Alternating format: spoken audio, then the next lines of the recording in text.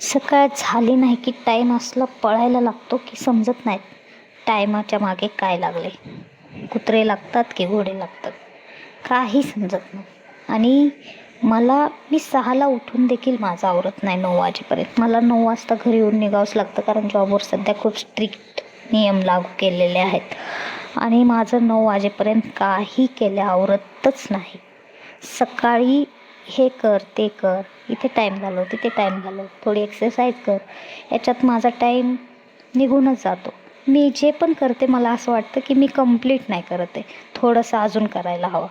आणि मग ते थोडंसं म्हणत म्हणत म्हणत म्हणत खूप वेळ जातो त्या गोष्टींसाठी. आणि मग मला 9 वाजतात आणि 9 वाजले की मग माझ्या मागे मी एवढी धावपळ करायला लागते.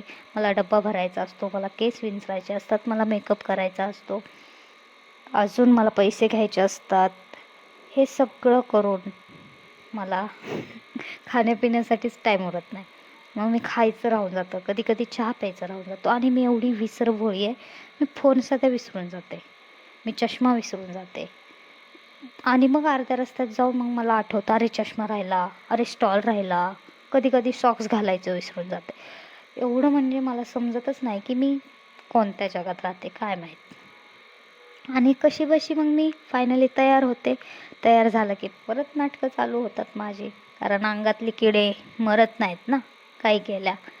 मग नंतर कशी तरी रिक्षात बसल्याच्या नंतर हे काका गाईंना खाऊ घालत होते, घरून आणलेल्या भाकरी. तिथे थोडा टाईम गेला. असं करत होतं माझं.